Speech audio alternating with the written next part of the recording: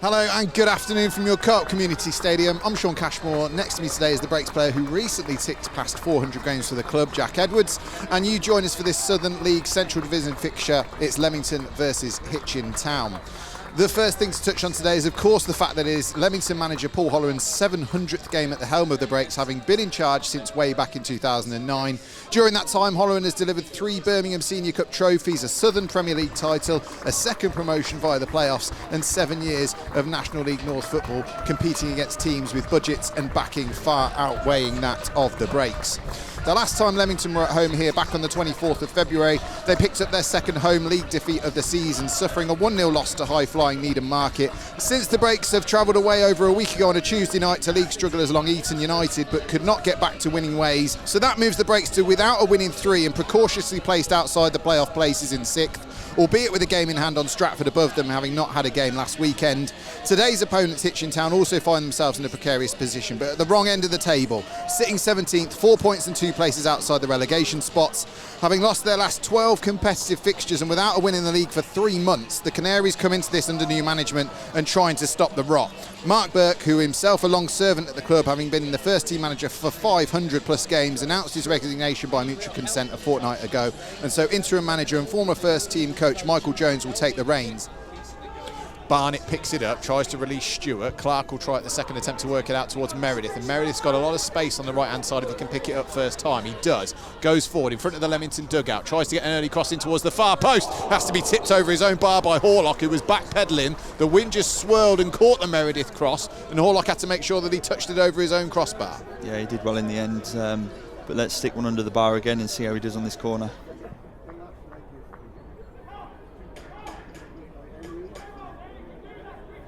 Bateson back in towards Charlie Horlock, the captain and goalkeeper for Hitchin, and again they just try and reduce the pace and reduce the tempo out of this game.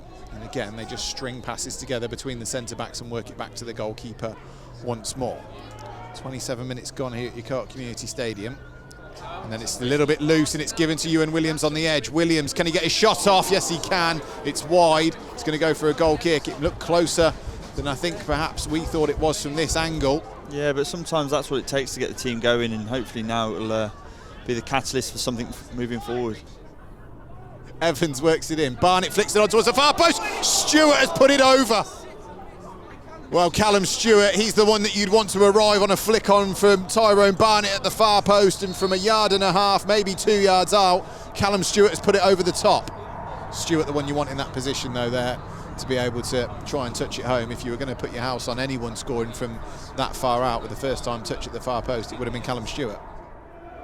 It'll be Meredith who'll have the throw in for Leamington again as the Breaks fans find their voice to the left of us in the shed end. Stewart takes it down inside the penalty area, but Hitchin defend it well. Back to the feet of Meredith, just tried to drop a shoulder and get away from his man. Drops the shoulder again, left-footed cross comes in all the way through towards Barnett! Tyrone Barnett heads home from a Dan Meredith cross, and just like they did against Long Eaton, it's a Meredith cross onto the head of Tyrone Barnett. Horlock couldn't get down to it. Leamington take the lead, courtesy of Tyrone Barnett and courtesy of his 9th goal of the campaign. Yeah, well worked, and what a ball in that was. Left foot whipped in, Tyrone Barnett back stick. Fantastic cross on his weaker foot by Meredith as well, and really well headed home by Tyrone Barnett, who manages to make it 2 in 2, both from Dan Meredith crosses, and they could be invaluable in this run-in as Leamington push for the playoffs. Walker, good challenge on Walker. Again though, Hitchin give it away towards Callum Stewart. Stewart round the corner, Shorrock brought down, appeals, looks towards the referee, nothing given. Well, Shorrock looked like he got goal side of his man and looked like he had his ankles clipped to me. He appeals still towards the linesman, we play on. Well, there's 2 things to it. If he has gone down unaided, why would he go down in that position? Because the ball's through and he's in on goal. So if he has, why has he? We'll question him, but I have to say it seems strange that you would go down in that position when you threw one-on-one with the keeper.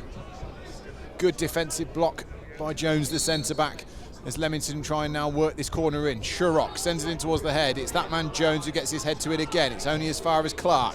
Clark works it back out really well to Shurrock. Shurrock little headed touch inside, then tries to trap it and get inside his man, does really well. Shurrock helped out by Stewart. Leamington maintain possession on the right hand side, in towards Walker on the edge. Walker curls one towards the far post. Barnett can't quite get there. Walker holds his head in his hands. He tried to work a cross-come shot towards the far post, but it bounces out of play for a goal kick. And this is a free kick that will be taken from a dangerous position about 23-24 yards out.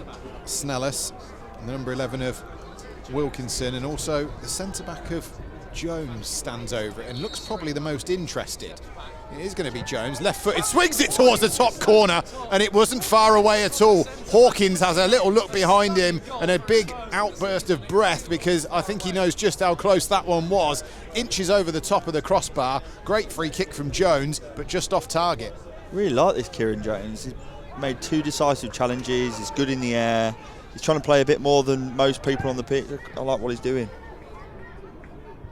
Evans just heads one down really well, and it's collected by Stewart. Stewart then just gives it away. He was looking for the feed of Clark, he didn't find it. Hitchin have plenty forward in this attack, and they work it out towards Bell on the right hand side. Bell low in towards the area, sent goalwards by Giorgio, and it's easily collected by Callum Hawkins. Giorgio couldn't get any purchase on it. Theo Street has stayed down, so has Evans and so has Giorgio. There was a big coming together as all the players tried to get a block on it. It's not like Theo Street to stay down. He doesn't seem to be comfortable, but either way, he's asked the physio not to come on.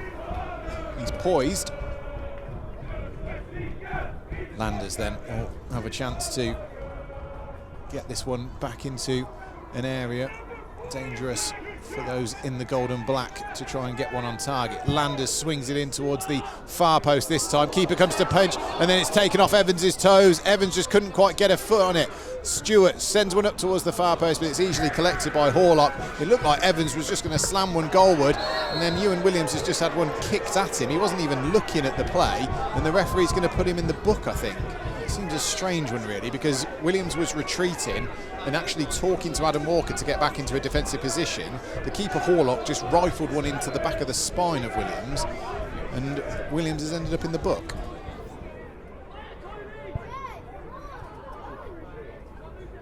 Oh, Clark has just been turned inside out. Comes back at his man, but Hitchin come forward with Giorgio. Giorgio out to the right hand side. Bell works a low crossing, comes all the way through to the far post, pings around, sent goalwards by the number 11 of Wilkinson, and he has sent that one out of the ground. Well, it bounced down to the feet of Wilkinson, it pinballed around in the area, no one could get it clear, and it arrived at the feet of the 19-year-old Finlay Wilkinson, who saw the lights and then couldn't hit the back of the net.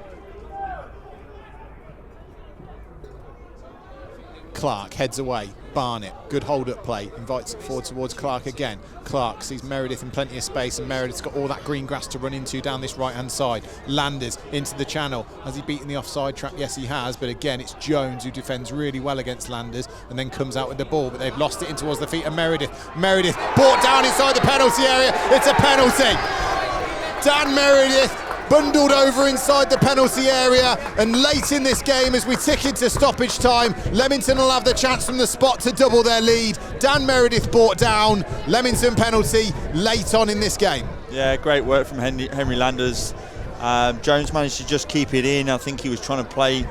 They need a goal, don't they? So he's just trying to play it out, and Henry Landers has nicked it back. We couldn't quite see from here, but he's played it inside to Dan Meredith, who's got the wrong side of the centre half, or the midfielder, who's brought him down, and now it's Tyrone Barnett from the spot. Barnett, having opened the score in the first half with a headed finish, has a chance to double his tally for the afternoon. Barnett stutters and then sends it into the bottom corner. He sent Horlock the wrong way. Tyrone Barnett doubles his advantage for the day, doubles the break score on the day. He gets his 10th of the season as the 37-year-old, and that looks like it's all 3 points wrapped up for the breaks. Yeah, great result. And I can't say we don't deserve it. Whilst Hitchin have huffed and puffed, they haven't really created the chances that Leamington have. We've been resolute, we've been strong, we've been direct, but we've been effective. Meredith freed up on the right-hand side by Landers. Meredith inside the box again. Can he get the crossing towards the far post? Yes, he can! And it's tucked home by Ewan Williams. Lovely play again by Dan Meredith down the right-hand side. Probably his third assist of the day if you count the penalty that he's just won. But again, he just marauds into the penalty area, gets his head up. Plenty of composure by Dan Meredith and just laid it on a plate for Ewan Williams. And Ewan Williams said, thank you very much. I'll tuck home my third goal of the season. It's Leamington 3, Hitchin 0. Yeah, and probably flatters the brakes a little bit now because Hitchin have been resolute. And wow, what a big result for the rest of the season. We stand ourselves in great stead, particularly with the way the results are going today so far, to have a strong end to the season. As we tick down into the final 30 seconds or so, the referee's had one look at his watch. It's Leamington 3, Hitchin 0. Goals coming from Tyrone Barnett in the first half with a good headed finish from a Dan Meredith cross. Then Dan Meredith was bundled over for a penalty which Tyrone Barnett converted. And as the whistle goes, just a minute or so after Dan Meredith went marauding into the penalty area once more and laid one on a plate for Ewan Williams to tuck home his third goal of the season. Leamington have ran out convincing winners in the end, but it may not tell the whole story of the game. But Leamington have managed to pick up all 3 points in Paul Holleran's 700th managerial game for the club. And it's all 3 points here at Ucart Community Stadium. It's finished Leamington 3, Hitchin 0. The final thoughts of Jack Edwards next to me this afternoon. Great performance in the end. Tyrone Barnett was one of his best performances in the break shirt. He was strong, he held the ball up, he brought people into play, and then you've got Callie and Shorrock, yeah, they've got a touch of class. And in fairness, midfielders won us the battle again today. I can't remember their midfield, but I can remember Walks and Ewan getting on top of them, and even Joe Clark at times. It's finished here at Ucart Community Stadium.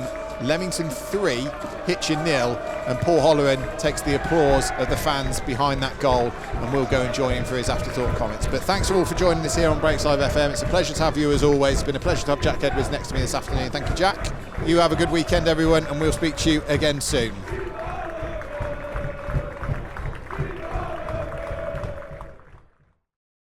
So, Paul, firstly, before we touch on the game today, 700 games up for you today. It's been a great day for everyone here, but obviously 700, a big occasion for yourself. Yeah, definitely. Yeah. It's sort of crept up on me. But no, it is. I was just saying earlier on, when I was in the early days, when I was about, there was a lot of long-standing managers about when I was younger. You know, Bob Faulkner or Eddie Corford, Alan Parsons. Then there's Charlie Blakemore, Gary Hackett, Robin Larry, and that.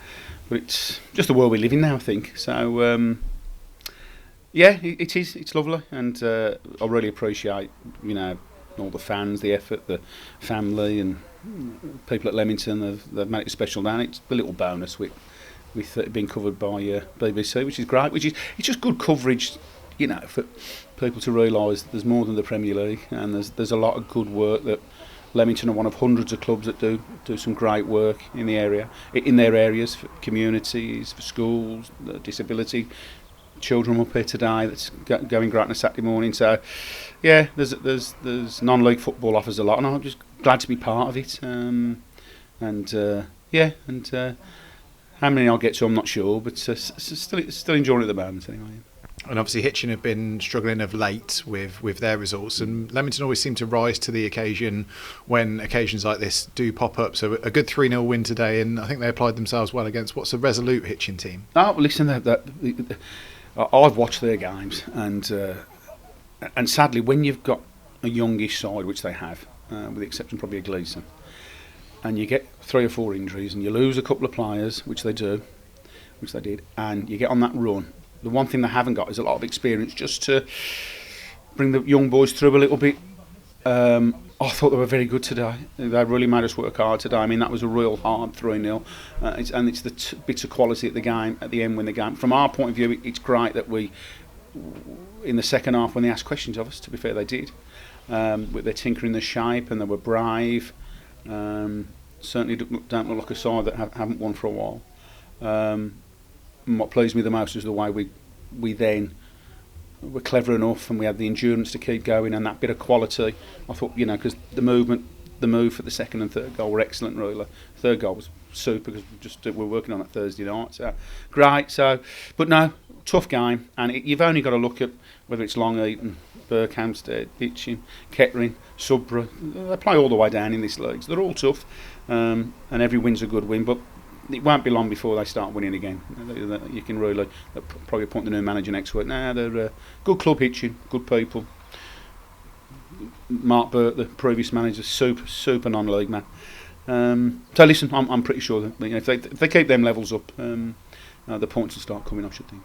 And in the running now, obviously goals are very important, and Tyrone Barnett obviously got himself on the score sheet midweek, and another 2 for Tyrone today, which is always good to see, especially for him and his confidence. Yeah, brilliant, because he's never been prolific with goals because it's all the other things he brings to the game, but it's but as a number 9 you want to score goals, and as a number 9 you'll judge yourself on that. So his performances have deserved more goals, so it's nice that he's got a few goals in the last, because he works so tireless for the team. When you think 38, 39, he's back defence, he's our main defensive set play header as well. He'll drop deep when he needs to, and it's phenomenal really, the condition he's in, his application week in, week out. I was just saying there, I was getting a bit of stick on me 700 a game from a Leamington season ticket holder. When we were awarded the penalty, he said, "Who's going to take the penalty now? You've took Callum Stewart off." And I just said, "Well, he did score a few penalties in the Championship when he was in there. We should be all right." So, listen, when we talk about my games, and there's probably about 1,100-1,200 in total. I had Tyrone right at the start of my management career when he was about 17, 18. And to see him 20 years on, to see him still, that enthusiasm for the game, how good he is around the place, the fantastic job he's doing up at our academy as well. He's a wonderful kid, yeah. And now finally on to Tuesday night, a quick turnaround for your Leamington side with having to come here again on Tuesday night at home to Colville. Obviously your thoughts moved to that game straight away? Yeah, definitely. We've done some work on that this week. We'll do some more the weekend, and good side, good side, and we were given a lesson there earlier on this season. But we're in a better place now. These 2 home games are always going to be important for us, I think. And listen, the games are ticking down now. 5-6 weeks to go. So, and you want to be in the mix, and we're in the mix, and that's what we've got to do. And our recent performances have deserved more. So it's nice today that we've actually got 3 goals and 3 points and a clean sheet, because it's probably what was needed now just for the running.